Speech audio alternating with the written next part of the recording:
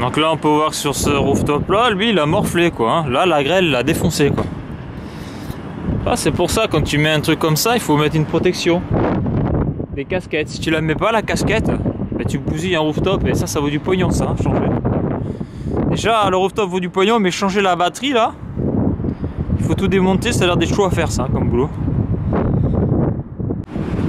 Et là, ce rooftop là, ils ont rajouté la casquette qui protège de la grêle. Alors est-ce que ça a été rajouté avant ou après? Ça je sais pas, parce que lui il a morflé aussi un petit peu. Sur cette photo on peut voir le schéma fluidique de principe de ce rooftop. Donc on peut voir qu'il y a 3 compresseurs, 2 batteries sur la gauche et 2 batteries sur la droite. Donc sur la gauche c'est donc la batterie qui est à l'extérieur du rooftop, quoi, celle qu'on voit sur les photos. Donc en mode chaud ça serait l'évaporateur, et en mode froid ça serait le condenseur. Et donc sur la droite ce sont les batteries qu'il y a à l'intérieur du rooftop. Donc l'air passe à travers ces batteries, donc suivant si on est en chaud, ça sera le condenseur, donc la chaleur sera transmise à l'ambiance du bâtiment. Ou si c'est en mode froid, ça sera l'évaporateur, et l'air froid sera transmise donc l'été à l'ambiance du bâtiment. Donc une petite particularité là, c'est qu'à un moment donné on voit qu'il y a 2 compresseurs sur la même batterie. Donc je pense que la batterie, donc c'est une seule batterie, mais à l'intérieur c'est coupé en deux, il y a 2 circuits. Et on peut voir donc le circuit numéro 3, le compresseur numéro 3. Donc c'est une batterie qui est seule.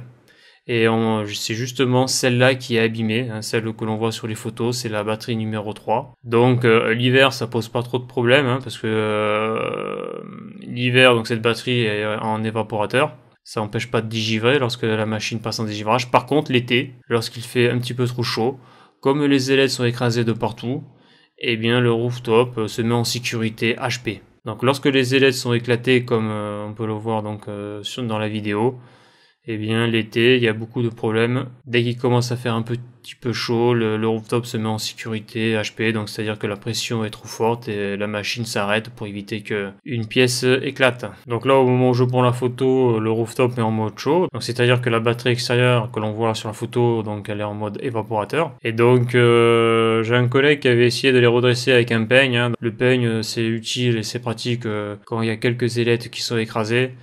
Mais là, la limite, il faut remplacer la batterie. Vu l'endroit où est placé le rooftop, je pense pas que ce soit un mec avec le Karcher qui ait défoncé la batterie extérieure. Par contre, vu qu'il n'y a pas de casquette et vu l'exposition, c'est probablement et c'est même sûrement la grêle. D'ailleurs, on le voit, il y a plein de petits points. Et donc voilà les ravages de la grêle. Donc il grêle pas souvent. Bon, même il ne peut ne pas grêler pendant plusieurs années.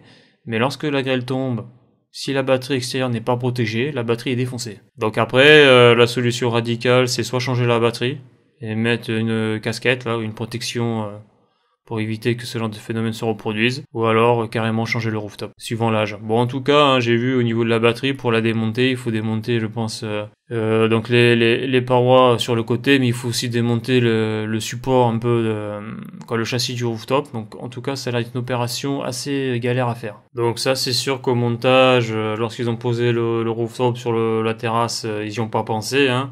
En tout cas, ce qui est sûr, c'est que, d'après ce que j'ai pu comprendre, parce que ce rooftop je le découvre, hein, chaque été le rooftop pète en HP, et donc qu'est-ce qui se passe? Donc plus de climatisation du magasin, et donc à chaque fois c'est un dépannage, c'est-à-dire juste un réarmement, hein, parce que là après la seule solution, on va dire entre guillemets provisoire, c'est de mettre un tuyau d'arrosage pour arroser la batterie extérieure. Mais bon, après le problème, la consommation d'eau, voilà quoi, elle explose.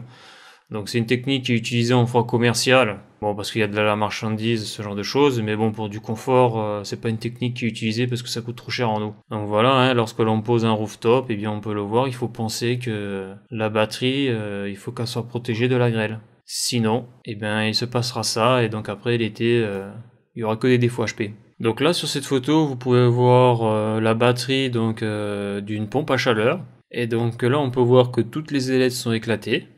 Et ça, par contre, ça a été fait, d'après ce que j'ai pu voir, hein, d'après ce que j'ai pu constater, par un Karcher. Donc on le voit, hein, le résultat est catastrophique, hein, toutes les ailettes sont vraiment défoncées, hein. Donc soit ça a été fait par un gars qui ne le savait pas, hein, qui a pris un Karcher et une buse mal adaptée, une distance entre la buse et et la batterie trop près, donc ça aplatit tous les ailettes. Donc là, la pompe à chaleur, hein, comme vous pouvez vous en douter, elle a beaucoup de problèmes. Hein. Donc le Karcher, c'est possible hein, si on sait s'en servir. Donc nettoyer une batterie avec le Karcher, c'est possible. Hein, en froid commercial, c'est souvent utilisé. Mais il faut savoir utiliser un Karcher, savoir mettre la bonne buse et le faire à la bonne distance. Donc en plus, sur les clims, quoi, sur tout ce qui est pack, etc., le pas d'ailette est très faible. Et donc il faut pas grand chose pour les aplatir. Donc voilà pour cette vidéo. Si vous avez aimé la vidéo, n'hésitez pas à la liker et la partager. Si vous voulez laisser un commentaire sous la vidéo, n'hésitez pas et à bientôt pour une prochaine vidéo.